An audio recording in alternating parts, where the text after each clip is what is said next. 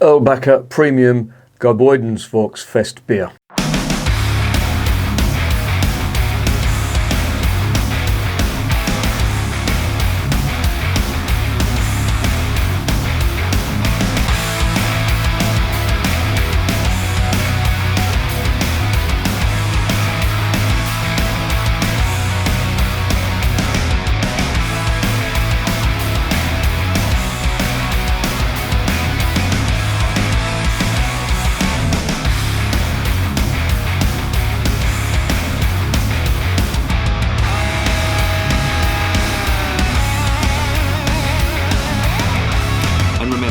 Life is too short to be drinking shitty beer. Fucking hell, what a mouthful that was. Welcome to another edition of Bands, Bikes and Booze Reviews. This one, yet another one from the Lidl Beer Fest pack, or the Oktoberfest pack, that is currently available in Lidl for 25 quid. It's this thing, in case you were wondering. And I picked one up the other day, and there's some good beers in it. I have to say, I tried one last night that was really nice, and the name of it escapes me. It's the last one that was on the channel. Really nice beer though, really impressed with it. It was a Festbier as well. If you're wondering what a Festbier is, despite what people think, and I'll get into that in the next section, well, in this section, it's not brewed just for Oktoberfest. It's brewed for any special occasion. So the term Festbier usually applies to Märzen, and it usually applies to a beer that's been brewed specially for some kind of occasion, not just the Oktoberfest. For example, this beer, where it says Gäuboden Volksfest, that's a festival that's actually held in August. It's got nothing to do with the Oktoberfest, and it's nothing to do with what's going on in Munich. And to be honest, after researching this, it really does, to me anyway, it does seem like a better festival than the Munich festival. And now, as you know, I'm not a great advocate of forced fun. You know, if you can call me Carl Pilkington or whatever, but I think the Oktoberfest in Munich is just full of tourists, bit of a rip-off, and it's just basically give us your money, drink your beer and fuck off. I personally would like to, maybe it's because of the style of music I'm into, maybe it's because I've always been that way, but I prefer something that's a little bit more underground, a bit more less mainstream, and this kind of fits the bill, even though it's very popular.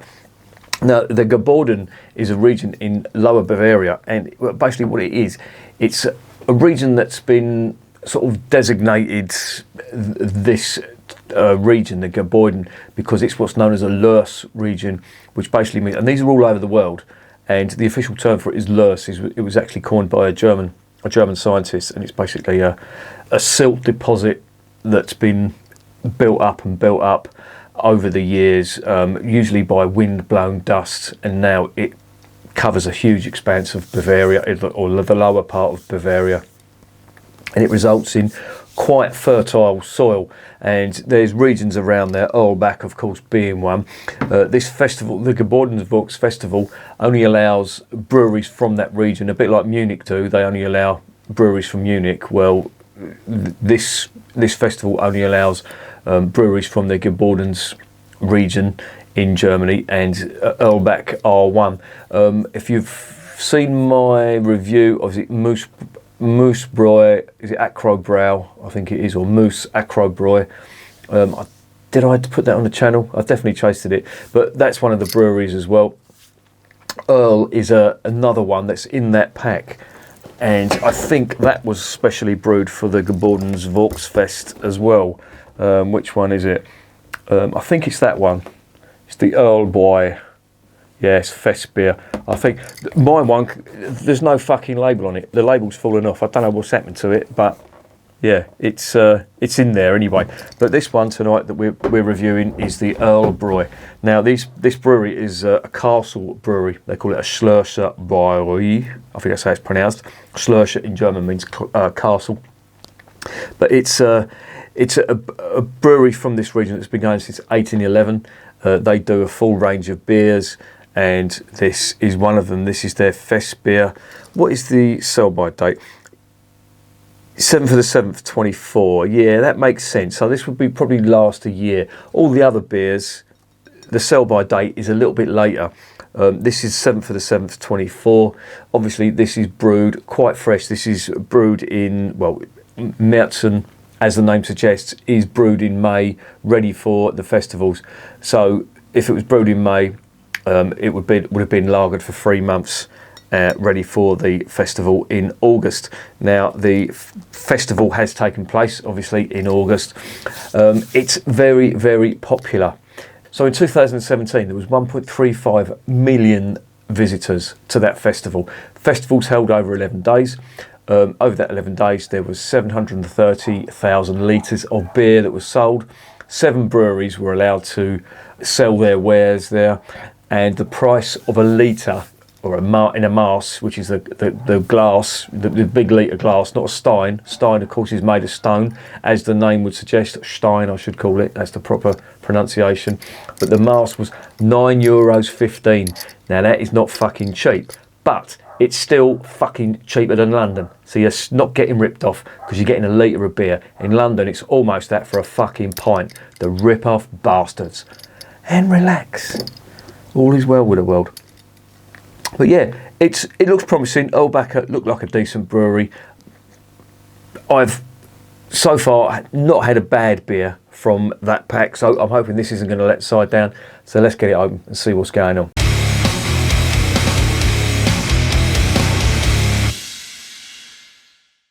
Right, before we do, I'll just give you a quick rundown on what it is. It is a Festbier, as they say. There's a load of marketing spiel on the website about how this will make you feel good and drink it with friends and all that. Fuck off, I'll drink it whenever I want and it will not make me feel good. Just because I fucking said so, alright? And relax. It's 5.6%, it's a 500ml bottle. It is a Märzen, I'm assuming. It's a Festbier, so normally that's the case. Not really much else to go on there. There's a lot of, the usual Reinheitsgebot nonsense. One thing they do make a big thing of, Tettnang, or the region of Tettnang, where the hops come from, are grown in this region, the Gäuboden region, and they use hops from that region, and they also use malt from what they class as their very fertile soil around that region as well. So that is a good thing, in my opinion. So will the beer live up to its name? Let's find out.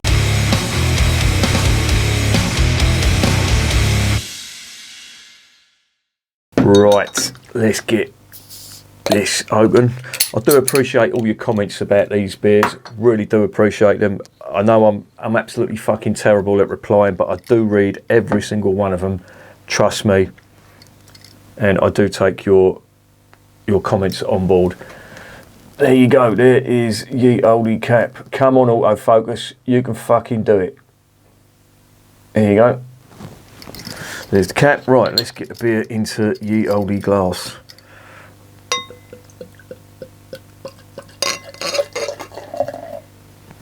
Again, like the beer last night, this is very light.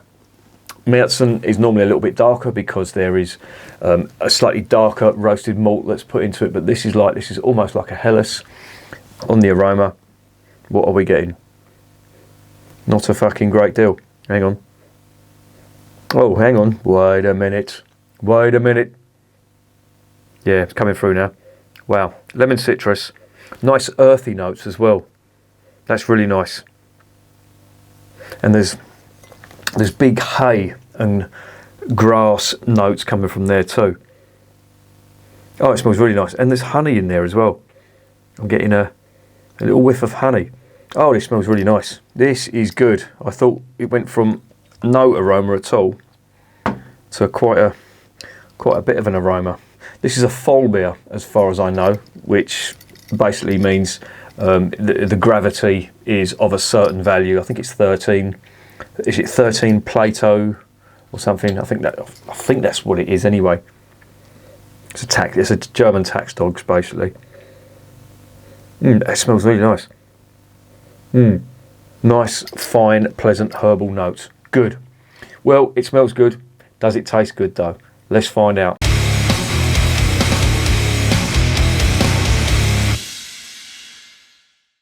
Zum Wohl, as they say in Germany.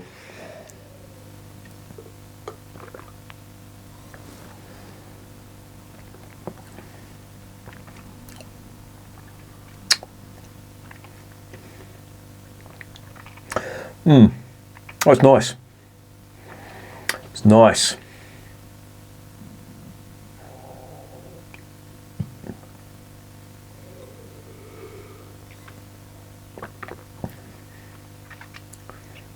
Again, nice and full-bodied, and that is something I do like on these fest beers.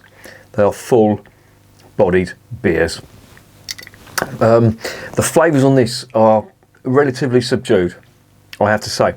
Don't get me wrong, there is a nice subtle bready finish on this.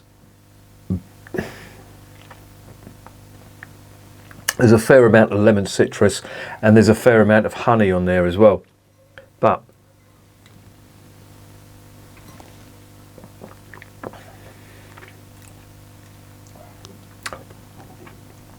But that is about it. There's a slight bitterness as well, slight herbal bitterness to it, but it's nice. It's not as flavoursome as the other beers, and the body on it isn't as big as, what was the beer last night? I'm gonna have to look it up because I can't just keep referring it to. I can't just keep referring to it as the beer last night. What the fuck was that beer? It was. Oh, it was the Falter Pickelsteiner Festbier. That was really nice, the Pickelsteiner. That's the one I'm referring to. This, I don't think, quite measures up to that. The body isn't as full. That's what really impressed me on that Pickelsteiner. The body was really full. It was very big, very, quite almost chewy-like, if you know what I mean, in the mouth.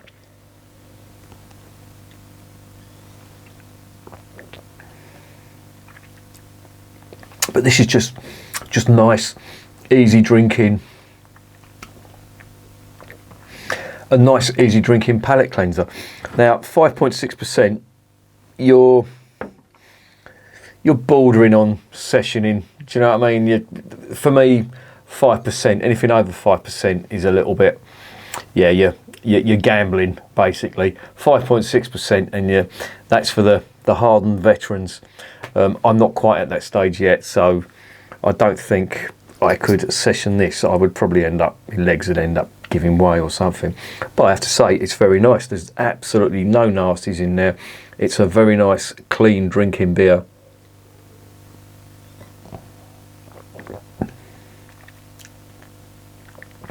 Very much like a Helles, a very full-bodied Helles. There isn't as much of the honey and as much of the malt character as there was in the Pickelsteiner, but it's good. I mean, this again, like the Pickelsteiner, that was designed for eating with. Now, this is too. However, this is more of a palate cleanser, so this will basically go with anything. The Pickelsteiner, that had the honey notes going on in there, so there was a certain amount of sweetness, which in my opinion, from eating spicy food and eating Indians, that's the kind of beer you need.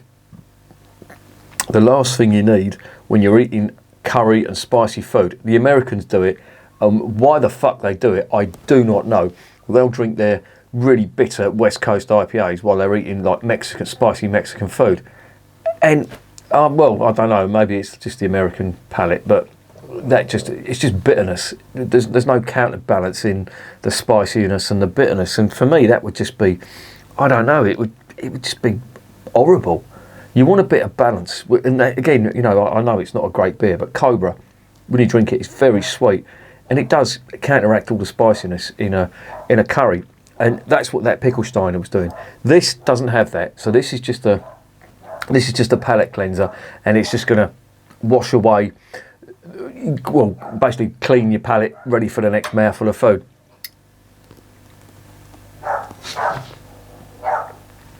But it's lovely, really nice, inoffensive, nice, solid German beer.